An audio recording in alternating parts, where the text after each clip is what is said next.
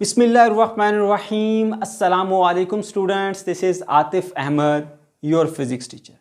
बच्चों, आज की इस वीडियो में हम एक और रेडिएशन डिटेक्टर को डिस्कस करने जा रहे हैं।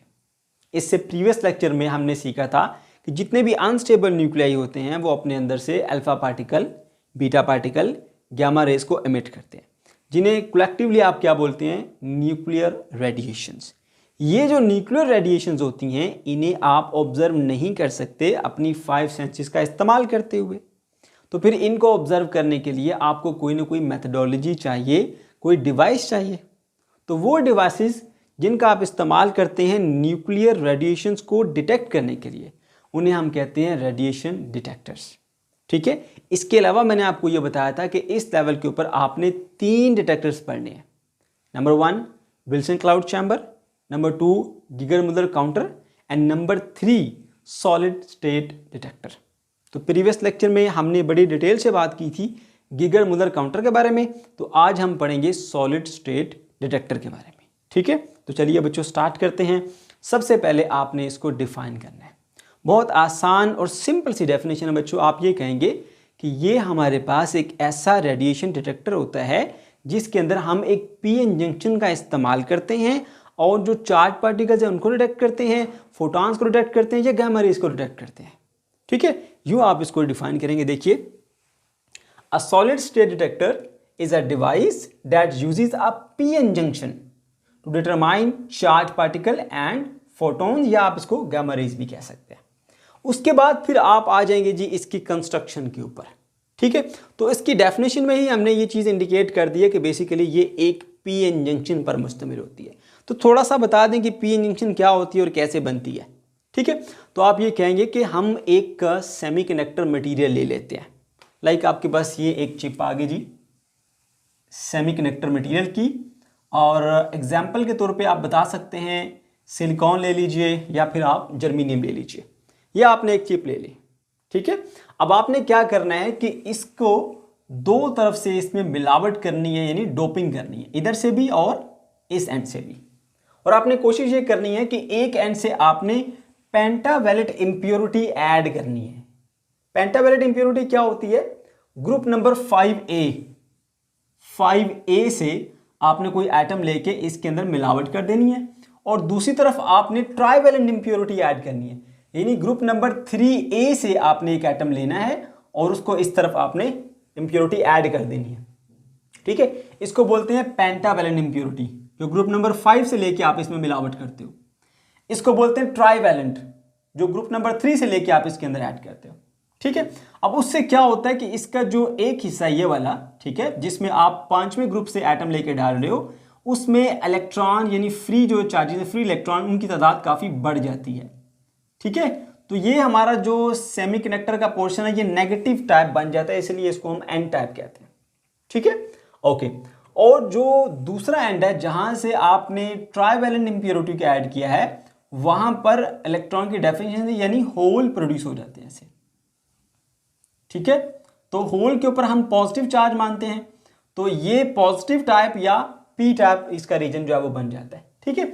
तो ये बन गया हमारे पास एन टाइप और ये बन गया हमारे पास पी टाइप। ठीक है। तो आपने क्या किया, एक सेमीकंडक्टर मटेरियल लिया, उसके दो किनारों से आपने इंप्योरिटीज को ऐड किया। एक तरफ आपने पेंटावैलेंट इंप्योरिटी ऐड कर दी, एक तरफ आपने ट्राइवैलेंट इंप्योरिटी ऐड कर दी। जिस तरफ आप पेंटावैलेंट इंप्योरिटी ऐड करते हैं वहां पर फ्री इलेक्ट्रॉन की तादाद बढ़ जाती है। जहां पे आप तीसरे ग्रुप से यानी जो ट्राइवैलेंट इंप्योरिटी है वो ऐड करते हैं, वहां पर होल्स की तादाद बढ़ जाती है। इस तरह से एक तरफ ये नेगेटिव टाइप और एक तरफ पॉजिटिव टाइप रीजन बन जाता है। इसको हम एन टाइप, इसको हम पी टाइप कहते हैं। और जहां पर ये दोनों मिलते हैं, ये यहां पर ये देखिए, जहां पर ये दोनों मिलते हैं इसको हम बोलते हैं जंक्शन। ठीक है। तो यही बातें आपने बतानी है। यहां पर ये देखिए मैंने लिखी भी है, it is made up of a semiconductor material like silicon और germanium. One end of the semiconductor is doped with pentavalent impurity and the other end is doped with the trivalent impurity to make a pn junction। उससे हमारे पास एक pn junction ऐसे बन के आ जाती है। ठीक है। अब उसके बाद यहाँ पे बात करनी है आपने थोड़ी सी डिप्लेशन रीजन के बारे में, क्योंकि उसका यहाँ पे जिक्र होगा। अब बच्चों होता यूँ है कि ये जो इलेक्ट्रॉन है ये फ्री इलेक्ट्रॉन है। ठीक है। ये मूव करते हुए इस जंक्शन को क्रॉस करके इधर आ जाते हैं और इस होल को फिल कर देते हैं। ठीक है, तो ये जिस भी एटम का इलेक्ट्रॉन था जब इधर से इधर चला जाएगा तो उस एटम का एक इलेक्ट्रॉन तो लूज हो गया, तो उसकी जगह पे यहां पर फिर क्या बन जाता है, एक पॉजिटिव आयन बन जाता है। ठीक है, और इधर जिस भी एटम की ये होल फिल हुई है, यानी जिस भी एटम ने इस इलेक्ट्रॉन को एक्सेप्ट किया है, तो एक्सेप्ट करने के बाद उसके ऊपर नेगेटिव चार्ज आ जाता है, तो वो एक नेगेटिव आयन बन जाता है। ठीक है, तो जब इलेक्ट्रॉन इस एन टाइप रीजन से पी टाइप रीजन में इंटर होते हैं तो यहां पर इस तरफ पॉजिटिव आयंस की लेयर बन जाती है और इस तरफ नेगेटिव आयंस की एक लेयर बन जाती है। यहां पर आपको मैंने ये दिखाई है पिक्चर में। ठीक है, तो इसकी जंक्शन के ऊपर ना यहां से इलेक्ट्रॉन, फ्री इलेक्ट्रॉन जब इधर से इधर जाते हैं तो पॉजिटिव आयंस की एक लेयर आ गई और यहां पर नेगेटिव आयंस की एक लेयर आ गई है। तो ये छोटा सा एक रीजन ऐसा बन जाता है जिसके अंदर चार्ज कैरियर मौजूद नहीं होते। अब यहां पे स्टूडेंट अक्सर कंफ्यूज होते हैं। मैंने बात की यहां पर चार्ज कैरियर मौजूद नहीं होते, यानी चार्ज को कैरी करने वाले, चार्ज को लेकर जाने वाले, चार्ज कैरियर कहते हैं होल्स को और इलेक्ट्रॉन्स को। वो बच्चे यहां देखते हैं कि ये पॉजिटिव पॉजिटिव सारा चार्ज है, ये नेगेटिव नेगेटिव चार्ज है, तो याद रखिएगा ये जो पॉजिटिव चार्ज है ना, ये आयन का पॉजिटिव चार्ज है, ये नेगेटिव चार्ज आयन का नेगेटिव चार्ज है। तो आयन बेसिकली एटम ही होता है ना जिसके ऊपर चार्ज आ जाता है। तो सॉलिड के अंदर तो एटम मूव नहीं करते, वो तो अपनी जगह फिक्स होते हैं, वो तो मूव नहीं कर सकता। ठीक है, मूव तो इलेक्ट्रॉन कर सकता है, इसलिए वो चार्ज कैरियर है, वो चार्ज को लेकर जाने वाला है। ये आयन जो है ये चार्ज कैरियर्स नहीं होते। तो इतना जो आपका रीजन होता है वो चार्ज कैरियर से आजाद होता है, यानी इसके अंदर ना तो होल्स होंगे और ना ही फ्री इलेक्ट्रॉन्स होंगे। ठीक, ओके। इसके अलावा ये जो रीजन है ये क्या करता है, फर्दर इलेक्ट्रॉन की इधर से इधर जो डिफ्यूजन है उसको रोक देता है। ठीक हो गया, उसको ब्लॉक कर देता है। इस रीजन को हम बोलते हैं डिप्लीशन रीजन। ठीक है, तो जैसे ही हमने दोनों तरफ डोपिंग की, एक तरफ हमने पेंटावैलेंट इंप्योरिटी ऐड कर दी, एक तरफ हमने ट्राइवैलेंट इंप्योरिटी ऐड कर दी, यहाँ पे जंक्शन पे आके इलेक्ट्रॉन इधर से इधर जाते हैं, इधर पॉजिटिव आयन की लेयर बन जाती है, इधर नेगेटिव आयंस की लेयर बन जाती है, तो यहाँ पर एक चार्ज कैरियर से आज़ाद रीजन बन जाता है, यानी ऐसा रीजन बनता है जहाँ पे चार्ज कैरियर्स नहीं है। तो करंट फ्लो कराते हैं चार्ज कैरियर्स, क्योंकि वो फ्लो करते हैं, आयंस थोड़े फ्लो करते हैं। आयंस तो एटम्स ही होते हैं बेसिकली जिनके ऊपर चार्ज आ जाता है, तो वो तो सॉलिड के अंदर अपनी जगह फिक्स होते हैं। ठीक है, तो ये वाला हमारा जो है वो चार्ज कैरियर से आज़ाद रीजन बन गया। तो ये क्या करता है, फर्दर इलेक्ट्रॉन की इधर से इधर डिफ्यूजन को भी रोक देता है। इसको हम डिप्लीशन रीजन कहते हैं। तो यहाँ पर मैंने लिखा है a depletion region is formed at the junction. इस जंक्शन के ऊपर एक डिप्लीशन रीजन बन जाती है, ये डिप्लीशन रीजन आ गई। ठीक हो गया। अच्छा, उसके बाद फिर हमारे पास क्या करते हैं जी, ये हमने पी एन जंक्शन बना ली जिसका हमने यहाँ पर इस्तेमाल करना है। तो इसके जो दोनों एजेस है ना, एक ये वाला और एक ये वाला, इसके ऊपर हम जो है वो गोल्ड की जो है ना वो कोटिंग कर देते हैं। पर्पस क्या होता है, अच्छी कंडक्शन करना, और कोई पर्पस नहीं है। ठीक है, तो ये आगे इसकी कंस्ट्रक्शन। क्या बताया मैंने कंस्ट्रक्शन में, एक सेमीकंडक्टर ले लो चिप, ठीक है, सिलिकॉन ले लो, जर्मेनियम ले लो, उसके एक एंड पे पेंटावैलेंट इंप्योरिटी ऐड करो, दूसरे पे ट्राइवैलेंट इंप्योरिटी ऐड करो। एक में इलेक्ट्रॉन, फ्री इलेक्ट्रॉन की तादाद बढ़ जाएगी, एक में होल की तादाद बढ़ जाएगी। जिधर इलेक्ट्रॉन बढ़ेंगे वो एन टाइप, जिधर होल बढ़ेंगे वो पी टाइप, तो ये एक पी एन जंक्शन बन जाएगी। उसके बाद फ्री इलेक्ट्रॉन यहाँ से इस जंक्शन को क्रॉस करके इधर आएंगे, इधर पॉजिटिव आयन की लेयर बन जाएगी, इधर नेगेटिव आयन की लेयर बन जाएगी। पॉजिटिव आयन नेगेटिव आयन की जो लेयर है फर्दर इलेक्ट्रॉन की डिफ्यूजन को रोक देंगे और यहाँ पे डिप्लीशन रीजन बन जाएगी। बस इतना सा कॉन्सेप्ट है। ठीक, ओके, ये आप पहले पढ़ के भी आए, मैं जस्ट यहाँ पे रिवाइज करा रहा हूँ आपको। उसके बाद फिर आ जाए जी इसके वर्किंग प्रिंसिपल के ऊपर। वर्किंग प्रिंसिपल क्या है इसका, incident radiation conduct current in the reverse bias junction. अब आपको पहले ये बताना पड़ेगा कि ये फॉरवर्ड बायस जंक्शन क्या होती है और रिवर्स बायस जंक्शन क्या होती है। देखो बच्चों, ये हमारा जो एक ये पी टाइप रीजन बन गया और ये बन गया एक एन टाइप रीजन। अगर आप ऐसा करते हो, इसके साथ एक बैटरी अटैच करते हो और ऐसे अटैच करते हो कि इसके एन की तरफ आपने नेगेटिव टर्मिनल बैटरी के जोड़ दिया और पी की तरफ आपने पॉजिटिव टर्मिनल जोड़ दिया। ठीक है, पी को पॉजिटिव से और एन को नेगेटिव से, तो इसे हम कहते हैं फॉरवर्ड बाइसिंग, जिसके अंदर जो है वो डिप्लीशन रीजन की विड्थ कम हो जाती है और करंट फ्लो होने लगता है। ठीक है, एक खास वोल्टेज के बाद। उसके बाद अगर हम ऐसा कर दें कि इसके एन टाइप रीजन को बैटरी की पॉजिटिव और जो पी टाइप रीजन है उसको बैटरी के नेगेटिव टर्मिनल से हम कनेक्ट कर दें, तो उस सूरत में क्या होता है, डिप्लीशन रीजन बजाय कम होने के उल्टा डिप्लीशन रीजन की विड्थ बढ़ जाती है और वो करंट को रोक लेती है, करंट फ्लो नहीं करता, बहुत ही कम, बहुत ही थोड़ा सा करंट फ्लो करता है, जिसको हम लीकेज करंट कहते हैं। मैंने आपको बताया था इस चैप्टर के अंदर जो हम पीछे पढ़ के आए थे इनके बारे में, तो वो उसको हम लीकेज करंट कहते हैं। ठीक है, उसको हम यहाँ पे इग्नोर करेंगे, वो बहुत कम होता है। ठीक है, अच्छा जी, तो यहाँ पे प्रैक्टिकली कोई करंट जो है वो फ्लो नहीं कर सकता जब आपने इस पीएन जंक्शन को रिवर्स्ड बायस के अंदर रखा होता है। तो बात ध्यान से सुनिएगा, जब भी आपकी PN junction reverse bias condition में होती है तो ये करंट को ब्लॉक करती है, करंट को अलाउ नहीं करती कि इसमें से फ्लो करके जाए। बहुत ही माइनर, बहुत ही कम करंट फ्लो करता है, जिसे लीकेज करंट कहते हैं, जिसे हम यहाँ पे डिस्कस नहीं कर रहे, उसको हम वहां पे इग्नोर कर रहे हैं। ठीक है, और कैसे करनी है इसकी रिवर्स बायसिंग कि एन रीजन को बैटरी के पॉजिटिव से और पी रीजन को बैटरी के नेगेटिव से आपने कनेक्ट कर देना है। ठीक है, तो ये आपके रिवर्स बायस में चली जाएगी। ठीक है, अब जब आपकी ये पीएन जंक्शन रिवर्स बायस में होती है तो ये कोई करंट फ्लो नहीं कराती, लेकिन जैसे ही इसकी सरफेस के ऊपर ये रेडिएशन जिनकी हम बात कर रहे हैं, न्यूक्लियर रेडिएशंस, अगर उनको अलाउ किया जाए इसकी सरफेस के ऊपर जहां पे डिप्लीशन रीजन है, तो उससे क्या होता है, इलेक्ट्रॉन और होल का एक पेयर प्रोड्यूस होता है। ठीक है, और वो ऑपोजिट डायरेक्शन के अंदर मूव करते हुए जाते हैं और एक करंट फ्लो कर जाता है।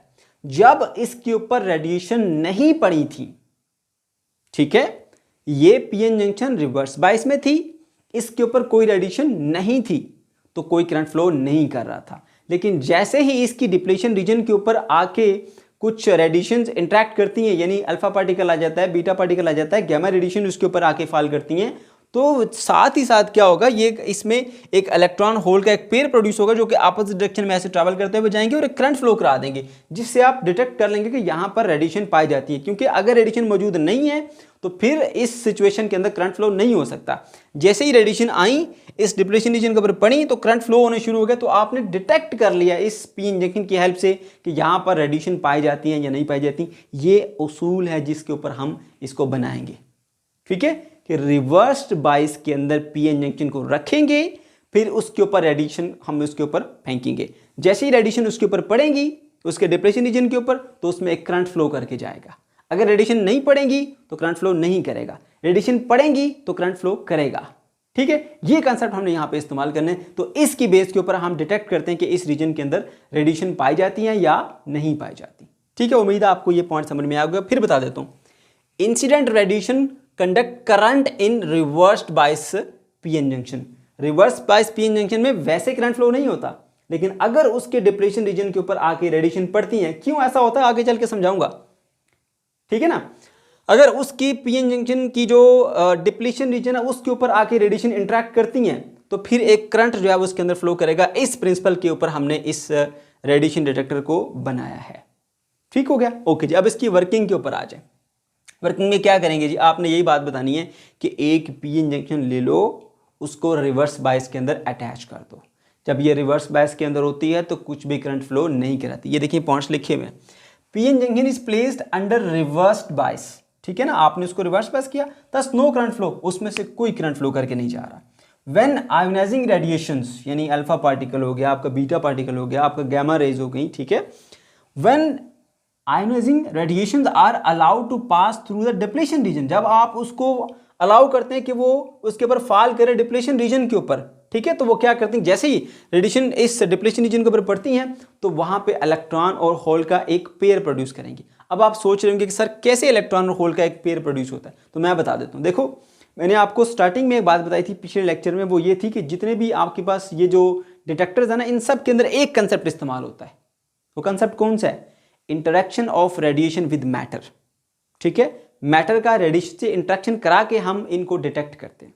ठीक है, तो यहां पर देखिए ये एटम्स ही है ना, मैटर है, तो अब रेडिएशन आती हैं, इन एटम के साथ जो है वो टकराती हैं, उनको आयोनाइज कर देती हैं। अब आपके पास ये एक एटम था, ठीक है, ये मान लीजिए एक एटम था, ठीक, रेडिएशन आई, ठीक है, मान लीजिए अल्फा पार्टिकल आ गया। फर्ज कर लीजिए अल्फा पार्टिकल जब इसके पास से यूं गुजरेगा या इसकी तरफ आएगा, तो इसके अंदर, इस एटम के अंदर से इलेक्ट्रॉन को अपनी तरफ खींच लेगा, क्योंकि अल्फा के ऊपर डबल पॉजिटिव चार्ज होता है, इलेक्ट्रॉन के ऊपर नेगेटिव चार्ज होता है। इसमें से इलेक्ट्रॉन छीन के ले जाएगा, ये इलेक्ट्रॉन अलग हो गया नेगेटिव। ठीक है, तो जब एटम में से एक इलेक्ट्रॉन निकल जाता है तो फिर उसके ऊपर 1 पॉजिटिव चार्ज आ जाता है, ये हमारा आयन बन गया। अब ये एटम नहीं कहलाएगा, आयन कहलाएगा। तो ये आ गया हमारे पास, ठीक है, आयन, और ये एक आ गया इलेक्ट्रॉन जो फ्री हो गया। और जहां से ये निकला है यहां से, तो वहां पे एक इलेक्ट्रॉन की डेफिशिएंसी प्रोड्यूस हो गई। ठीक है ना, तो ये डेफिशिएंसी क्या है, होल बेसिकली क्या है, डेफिशिएंसी ऑफ इलेक्ट्रॉन। ठीक है ना, तो जब यहां पे आयोनाइजेशन होगी तो एक होल और एक इलेक्ट्रॉन का पेयर प्रोड्यूस होगा। समझ गए? तो जैसे ही रेडिएशन आती हैं इन एटम्स के साथ इंटरेक्ट करती हैं, एटम को आयोनाइज करेंगी, उससे क्या होगा, इलेक्ट्रॉन निकल जाएगा। जब इलेक्ट्रॉन निकल जाएगा तो एक तो वो फ्री इलेक्ट्रॉन आ गया, एक वो जहां से निकला है वहां पर वैकेंसी प्रोड्यूस कर दी। तो वो जो वैकेंसी है ना, उस वैकेंसी को आप होल कहते हैं। होल क्या है? वैकेंसी ऑफ इलेक्ट्रॉन, जहां पे इलेक्ट्रॉन की जरूरत है। ठीक है, तो ये एक इलेक्ट्रॉन और ये एक होल, ये कैसे प्रोड्यूस हुआ? आयोनाइजेशन से प्रोड्यूस हुआ। किसने आयोनाइज किया? रेडिएशन ने आयोनाइज किया। किसको आयोनाइज किया? मैटर को आयोनाइज किया। ठीक, तो रेडिएशन ने मैटर से इंट्रैक्शन बनाया, उसको आयोनाइज किया, इलेक्ट्रॉन और होल का एक पेयर प्रोड्यूस हो गया। तो इस तरह से इलेक्ट्रॉन और होल का यहां पर एक पेयर प्रोड्यूस होता है। ठीक है, तो जो होल है वो इस बैटरी के नेगेटिव टर्मिनल की तरफ मूव करती है और इलेक्ट्रॉन जो है वो बैटरी के ऐसे पॉजिटिव टर्मिनल की तरफ फ्लो करता है। तो इस तरह से इसके अंदर एक करंट फ्लो होता है, एक करंट की पल्स जनरेट होती है और आप उसको काउंट कर लेते हो। यहां पर हमारा काउंटर होता है जो उसको काउंट कर लेता है। तो इस तरह से आपने रेडिएशन को डिटेक्ट कर लिया। अब वही बातें मैंने यहां पर लिखी हुई, देखिए, when ionizing radiations are allowed to pass through the depletion region, it produce electron and hole pair। कैसे पेयर प्रोड्यूस होता है, मैंने पूरा कॉन्सेप्ट आपको सिखा दिया। Electron moves towards the positive and hole move toward the negative side of the battery, बता दिया ये भी आपको। Which cause are temporary current, जिसकी वजह से ना एक टेम्परेरी करंट फ्लो करता हुआ जाएगा इसके अंदर से, और आप जैसे ही करंट फ्लो करेगा, ठीक है, तो जो काउंटर है वो उसको काउंट कर लेगा, उसको डिटेक्ट कर लेगा। तो आपको पता चल गया कि इस रीजन के अंदर जो रेडिएशंस हैं वो पाई जाती हैं। ठीक है बच्चों, इतना आसान और सिंपल सा ये कॉन्सेप्ट है। ओके जी, आगे चलते हैं। This electric pulse is measured through an counter. यहां पर हमारा एक स्केलर या काउंटर लगा होता है जो कि इस करंट को, जो एक करंट की पल्स जिसमें से फ्लो करके गई है, उसको वो काउंट कर लेता है। ठीक हो गया, बस ये यहां तक इसका कॉन्सेप्ट पूरा हो गया। अब हम आगे कुछ मजीद पॉइंट्स को इसके साथ डिस्कस करेंगे। कॉन्सेप्ट इसका यहां पर पूरा हो गया। The energy needed to produce an electron hole pair is about 3 electron volt to 4 electron which make device useful for detecting the very low energy particles. अब ये इसकी एक खसूसियत आ गई, मैंने बताया यहां तक इसका काम पूरा हो गया, कॉन्सेप्ट हमने सीख लिया। आगे 2-4 इसकी प्रॉपर्टीज है वो हम डिस्कस करेंगे कि भाई ये जो है ना, एक इन्फॉर्मेशन भी है जो कि ऑब्जेक्टिव में आपसे पूछी भी जा सकती है कि मिनिमम आपके पास जो है वो 3 electron volt to 4 electron volt जो है वो एनर्जी चाहिए इलेक्ट्रॉन होल पेयर को प्रोड्यूस करने के लिए। ठीक है, ये इन्फॉर्मेशन ऑब्जेक्टिव में पूछी जाती है, इसलिए मैंने यहाँ पर मेंशन की है। ठीक है ना, मैंने फिर बता देता हूँ, the energy needed to produce electron hole pair. अगर आप इलेक्ट्रॉन होल पेयर का यहाँ पे प्रोड्यूस करना चाहते हो तो कम से कम जो एनर्जी आपको देना पड़ेगी वो 3 इलेक्ट्रॉन वोल्ट से 4 इलेक्ट्रॉन वोल्ट के दरमियान होगी, यानी बहुत ज़्यादा एनर्जी रिक्वायर्ड नहीं होती। यही वजह है कि ये ज़्यादा यूजफुल है। ठीक है, which make it useful for detecting the very low energy particle.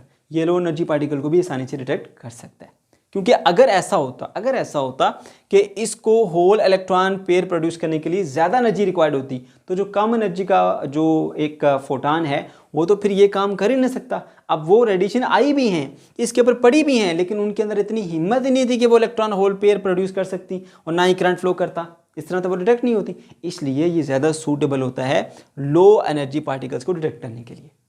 ठीक है, ये इसकी एक प्रॉपर्टी है। ओके जी, और भी प्रॉपर्टीज़ हैं इसके, मैंने यहाँ एडवांटेजेस लिखे हैं इसके, वन बाय वन डिस्कस करते हैं। नंबर 1, ये हमारे पास एक फास्ट काउंटर है। ठीक है, अगर हम गिगर मुदर की बात करें ना, तो वहां पे उसके अंदर एक डेड टाइम का एलिमेंट था जिसमें कुछ वक्त के लिए वो डीएक्टिवेट हो जाता है, इनएक्टिव हो जाता है। ठीक है, और उस दौरान अगर कोई रेडिएशन आती है तो वो उसको डिटेक्ट नहीं कर सकता, इसलिए वो फास्ट काउंटिंग नहीं कर सकता था। बट इसके अंदर ऐसा कोई प्रॉब्लम नहीं है, ये फास्ट काउंटिंग कर सकता है। दूसरी चीज़ इसके साइज़ के बारे में, इसका साइज़ जो है वो बहुत बड़ा नहीं होता, स्मॉल साइज़ होता है, ये इसका एक और एडवांटेज है। ठीक है, तीसरी चीज़ ये कि देखिए, अब ये जो हमारे पास डिटेक्टर है ना, ये स्पेशली डिज़ाइन किया जाता है गामा रेज के लिए या फोटॉन्स वगैरह के लिए। ठीक है, क्योंकि जो अल्फा पार्टिकल है, जो बीटा पार्टिकल है, इन दोनों की अगर हम कंपैरिजन करें गामा से, तो वो काफ़ी ज़्यादा आयोनाइजिंग एबिलिटी होती है इनकी, लेकिन गामा की आयोनाइजिंग एबिलिटी बहुत ज़्यादा नहीं होती, जिसकी वजह से जो दूसरे काउंटर्स हैं हमारे पास, जैसे गिगर मुदर काउंटर है, उसके अंदर ज़्यादा इफेक्टिवली आप इसको डिटेक्ट नहीं कर सकते। लेकिन सॉलिड स्टेट डिटेक्टर के अंदर आप गामा रेज को, फोटॉन्स को बड़े अच्छे तरीके से डिटेक्ट कर सकते हो। ठीक है, तो ये उनके लिए ज़्यादा सूटेबल होता है, या आप ये कह सकते हैं कि ये स्पेशली डिज़ाइन इनके लिए होता है। ठीक, ओके, इसके अलावा एक और पॉइंट यहाँ पे, it is useful for detecting the low energy particle. मैंने पहले भी बता दिया आपको, इसके अंदर एक और क्वालिटी है कि ये लो एनर्जी जो पार्टिकल्स है उनको डिटेक्ट करने के लिए इस्तेमाल होता है। अब आखिरी पॉइंट और अहम पॉइंट पे आ जाए, ये जो हमारा सॉलिड स्टेट डिटेक्टर है ना, इसको हम मल्टी चैनल एनालाइजर भी कहते हैं। भाई क्यों कहते हैं, अब ज़रा उसकी वजाहत सुन लीजिए। क्योंकि ये साइमल्टेनियसली डिफरेंट एनर्जी रखने वाली रेडिएशंस को रिकॉर्ड करता है, ठीक है, उन रेडिएशन को कन्वर्ट करता है इलेक्ट्रिकल सिग्नल में। उस इलेक्ट्रिकल सिग्नल को प्रोसीड करके हम स्पेक्ट्रम ले लेते हैं एनर्जी ऑफ रेडिएशंस का, ठीक है। ये सारी एक्स्ट्रा इन्फॉर्मेशन है, लिखना चाहें तो लिख लें, नहीं लिखना चाहते तो आपकी मर्जी है। वैसे आपका यहाँ तक टॉपिक जो है वो कंप्लीट हो जाता है। मैंने एक्स्ट्रा पॉइंट्स यहाँ पे लिखे हैं सिर्फ आपके कॉन्सेप्ट के लिए, ठीक है। तो ये देखिए मैंने पॉइंट मेंशन किया है, simultaneous recording of multiple energy radiations, ठीक हो गया। अच्छा, फिर solid state detector convert incoming radiation into electrical signal. फिर उसके बाद तीसरा स्टेप क्या है, which are then proceed to generate spectrum of energy radiations. फिर उसके बाद उसका स्पेक्ट्रम लिया जाता है, ठीक है, okay. Each channel correspond to specific energy level. अब आपके पास जो रेडिएशन आ रही है ना, एक मखसूस एनर्जी लेवल रखने वाली या सेम एनर्जी रखने वाली जो रेडिएशन है, उसको हम एक चैनल मानेंगे। और ऐसे बहुत सारे चैनल आपके पास होते हैं, यहाँ मेंशन भी है। It separates the pulses into hundreds of groups called channels, ठीक है। जितनी भी पल्सेस आ रही हैं उन सबको मुख्तलिफ ग्रुप्स के अंदर डिवाइड कर लेता है, सेम एनर्जी रखने वाली एक ग्रुप में, ठीक है, बाकी दूसरे किसी और ग्रुप में। इस तरह से मुख्तलिफ छोटे छोटे ग्रुप्स हो जाते हैं जिनको हम चैनल्स कहते हैं। तो ऐसे बहुत सारे चैनल्स होते हैं। तो यहाँ पर मेंशन है, it separates the pulses into hundreds of the groups called channels, therefore it is often called multi channel analyser. तो बच्चों ये था हमारा आज का टॉपिक। अगर आपको कोई कन्फ्यूजन है या किसी किस्म का कोई प्रॉब्लम है तो कमेंट सेक्शन के अंदर आप ज़रूर पूछ सकते हैं। अल्लाह हाफिज़।